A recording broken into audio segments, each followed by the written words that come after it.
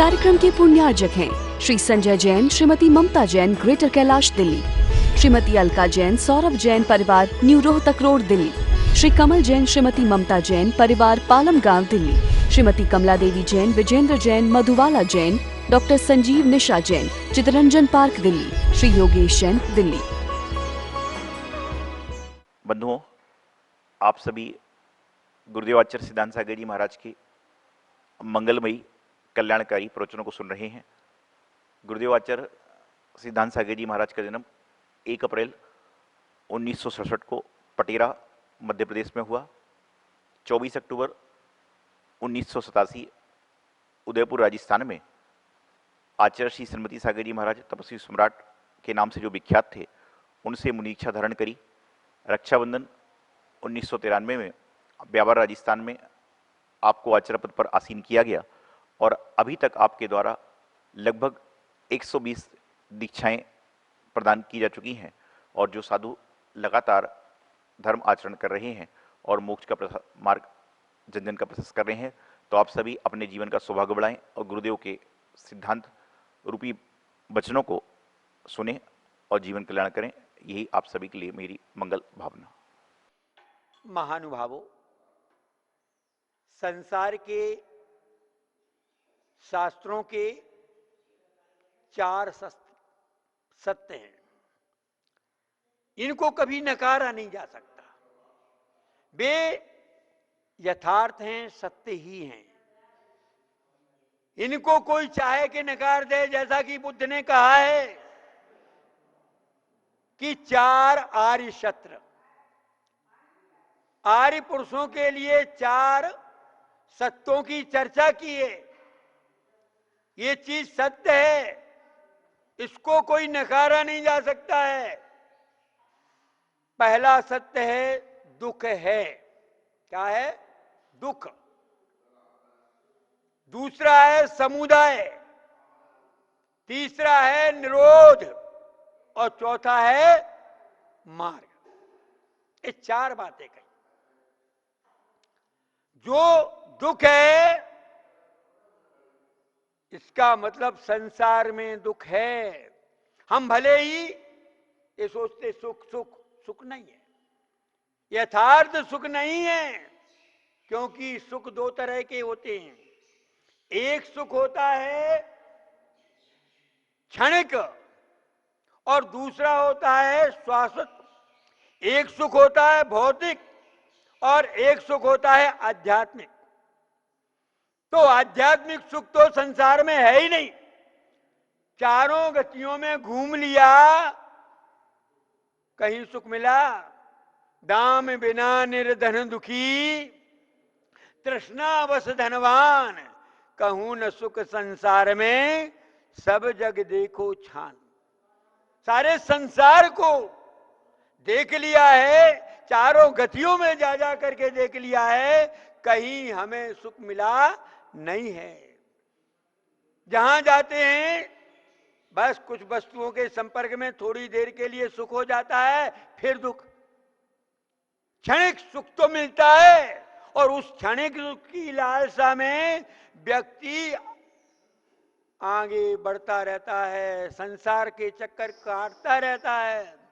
आपने देखा होगा वो मधुबिंदु का उदाहरण, संसार वृक्ष का उदाहरण। संसार वृक्ष में क्या बताया गया कि एक युवक जंगल से गुजर रहा है, या उसमें देखा होगा कि बरगद के पेड़ के ऊपर वह डाली को पकड़े, उसके बरगद के तने को पकड़े हुए लटका हुआ है। एक हाथी जो है वो पेड़ को हिला रहा है, उखाड़ना चाह रहा है। डाली को 2 काले और सफेद चूहे काट रहे हैं और मधुमक्खियों का छत्ता से निकली हुई मधुमक्खी पूरे शरीर में क्या हुआ है? लिपटी हुई हैं। और नीचे देखता है तो एक कुआं जो है, कुएं में 5 सर्प, एक बीच में बड़ा सर्प है और चारों ओर 4 सर्प और हैं। ये दृश्य आपने देखा होगा, उस तस्वीर में दिखा होगा जिसको कि संसार वृक्ष कहते हैं। अब उस संसार वृक्ष में आप देखते हैं कि वो वहां पर एक और देखा होगा, एक विमान में एक देव देवी बैठे हुए हैं, वो उसको हाथ का इशारा दे रहे हैं, आ जाओ भैया, निकल जाओ, तुम्हें निकाल देते, तुम्हारे घर पहुंचा देते हैं। लेकिन वह क्या कहता है, इतनी सब वेदना को देख करके उनको दया आती है और वो कहते भैया इतना दुख है, अभी ये हाथी या तो क्या कर देगा, ये पेड़ उखाड़ देगा,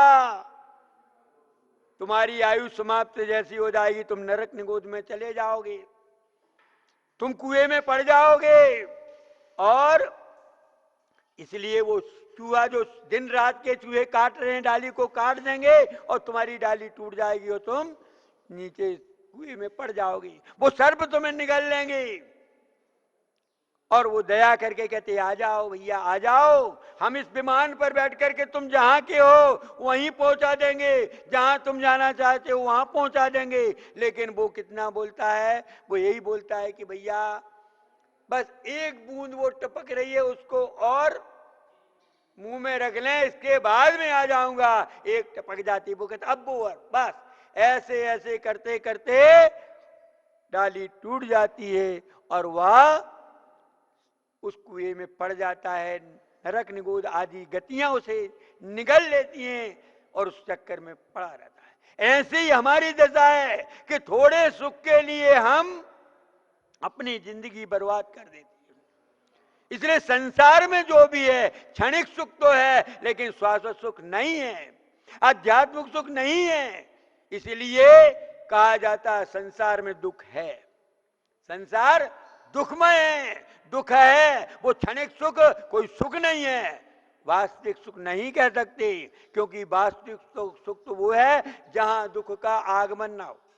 गुणभद्र आचार्य ने आत्मानुशासन में स्पष्ट लिखा कि जहां दुख ना हो, जिसके बाद दुख ना हो वह सुख है, जिसके बाद कोई गति ना हो वह अगति है, वास्तविक गति है। जिसके बाद संसार में आना ना हो वही जाना है, क्योंकि कहा गया है कि भाई हंसो, जरा जम के हंसो, कि हंसना बाकी ना रहे, तब तो हंसी है। हंसो, जरा जम के हंसो कि हंसना बाकी ना रहे, रो जरा जम के रो कि रोना बाकी न रहे, आओ तो ऐसे आओ कि जाना बाकी न रहे, और जाओ तो ऐसे जाओ कि आना बाकी न रहे, तब तो बात बनेगी। और फिर आ रहे, फिर जा रहे, फिर आ रहे जा रहे, तो क्या ये तो भ्रमणा है, ये तो आना जाना, ये तो गंदगी फैलाना है। भाई आए हो तो आ जाओ, फिर जाना है तो जाओ। लेकिन क्या फिर आ रहे फिर जा रहे, तो वो तो परेशानी स्वयं हो रहा, दूसरों को परेशानी पैदा कर रहा। मान लीजिए सभा में कोई आता है, थोड़ा बैठता फिर चला जाता, फिर उठता फिर आता फिर चला जाता, तो इससे क्या होता है, वक्ता को भी परेशानी और श्रोताओं को परेशानी पैदा कर रहा है। अरे जाना है तो जा, आना है तो बैठ जा।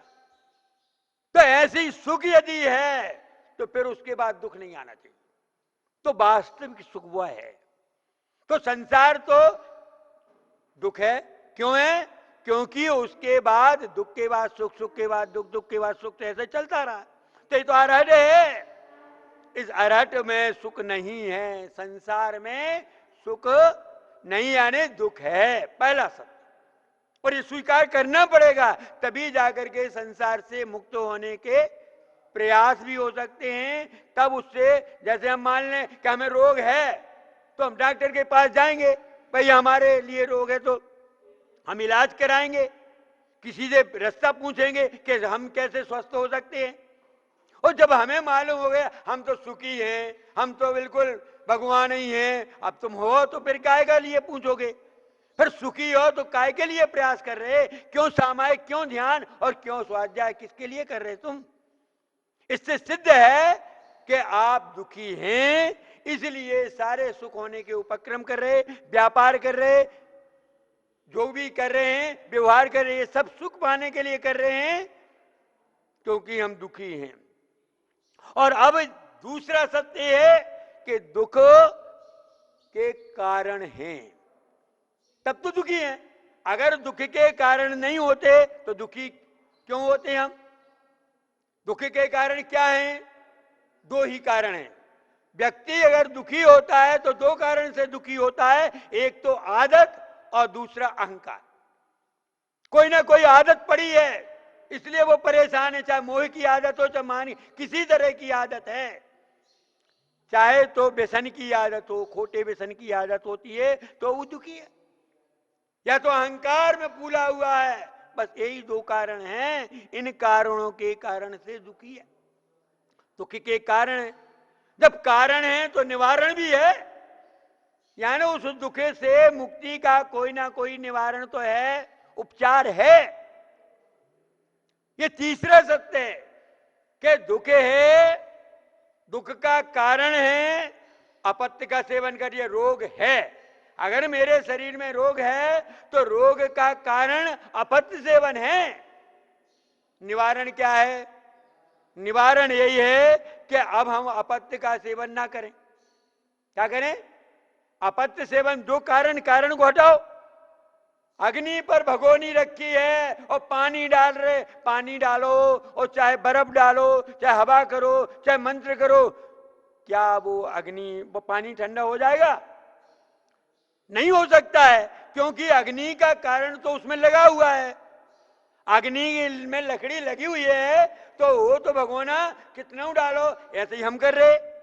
हम क्या करते हैं? कारण का जो निवारण नहीं करना चाहते, कारण को हटाते नहीं है। दुख का कारण क्या है उसको अलग करते नहीं है, आदत छोड़ते नहीं, अहंकार छोड़ते नहीं, और भगवान की पूजा पाठ भक्ति दुनिया का ये सब करते हैं। इनसे तो उपचार से कुछ नहीं होगा। उपचार कब लगते हैं? जब कारण हट जाता है।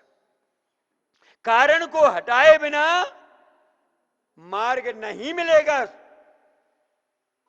जब तक कारण नहीं हटेगा तब तक स्वस्थ होने का रास्ता नहीं खुलेगा।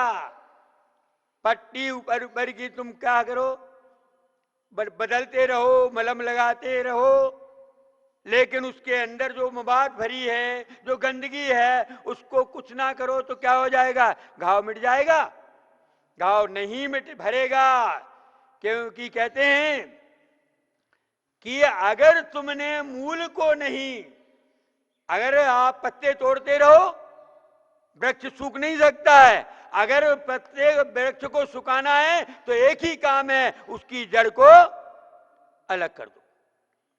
जड़ अलग कर देंगे, पत्ती भी सूख जाएगी, फल भी सूख जाएंगे, लकड़ी भी सूख जाएगी, सब सूख जाएगा। और यदि मूल जड़ रहेगी तो आप कुछ भी कर लेना, वो पत्ते सूखने वाले नहीं है, फिर हो जाएंगे, फिर हो जाएगा। वृक्ष सूखेगा? नहीं सूखेगा। तो ऐसे ही जो कारण है उसका कारण को हटा दो। तो जो क्या? अहंकार और आदत, इन दो को हटाओ। पहले अपने जीवन से आदत निकाल दो और अहंकार, मैं हर जगह चलता, मैं ये कर लूं, मैं ऐसा कर लूं, ये सब करने का जो है ये भाव निकाल दो। आदत और अहंकार को निकाल देना। और फिर मार्ग क्या है? सुखी होने का मार्ग। क्योंकि दुखी हुए हैं तो उसका कारण था, क्योंकि हम तो कहते हैं आत्मा है, आत्मा सुखमय है, सुख का पिंड है, सुख का खजाना है, आनंद स्वरूप है, ये तो अपन कहते हैं। परंतु दुखी हुए तो उसमें कारण था, उस कारण को निकाल दो। कौन कौन सा कारण था? एक तो आदत और दूसरा अहंकार, इन दोनों को निकाल दो। फिर अब मार्ग क्या है? अब स्वस्थ होने के लिए है, क्योंकि क्या कहते हैं ना, उपचार कर दो, उसके बाद में दवाई लो, आप स्वस्थ हो जाओगे, आप सुखी हो जाओगे। अब दवा क्या है? मार्ग क्या है? तो मार्ग भी दो हैं। सुखी होने के मार्ग दो हैं। आपको जीवन में यदि सुखी रहना है, आप चाहते हो कि मेरे को सुख रहे, तो दो दवा हैं, दो वो उपचार हैं, उन उपचार को कर लो। कौन कौन से हैं? एक है नमस्कार और दूसरे संस्कार। संस्कार और नमस्कार, इन दो को अपना लो आप जीवन में, आप सुखी रहोगे। अगर आपके अंदर संस्कार होंगे, अच्छे कार्य के संस्कार पड़े होंगे, किससे कैसे बात करना, ये अगर संस्कार जीवन होगा, एक प्रमाणिक जीवन होगा, तो आप दुखी होगे। जहां संस्कार होंगे वहां आदत नहीं होगी। काय की आदत? आदत सब समाप्त हो जाती जब संस्कार होते हैं। संस्कार दिए जाते हैं, संस्कार यदि पड़ जाते हैं तो फिर क्या है? आदत नहीं है। आदत को मिटाने के लिए क्या चाहिए? उसके लिए संस्कार, और अहंकार को नष्ट करने के लिए नमस्कार। यदि आपकी नमस्कार करने की स्थिति होगी तो क्या होगा? फिर क्या आप जो है आप दुखी रह सकते हो? अरे नमने वाली दूब जो है हरी भरी होती है, फूलती फलती है, और वो फूट वृक्ष बरगद का जो झुकना नहीं चाहता है उसको बाढ़ तूफान धराशायी कर देती है। तो अहंकार तो धराशायी होने वाला ही है, होता ही है, और दुखी होगे। और दूब नम्र हो जाती है, बाढ़ आ जाती, झुक जाती है, तो उसकी रक्षा हो जाती, सदाबहार रहती है। तो मैं तो आप सबसे यही कहूंगा कि पहला दुख है, क्योंकि संसार में कहीं सुख नहीं है। अगर होता तो किसी को मिलता। कहते जो संसार विषय सुख होता, तीर्थंकर क्यों त्यागे, काहे को शिव साधन करते, संयम सो अनुरागे। अगर वो सुख होता तो काहे को संयम लेते, काहे को संसार को छोड़ते। इसलिए दुख है। दुख का कारण है, क्या है कारण?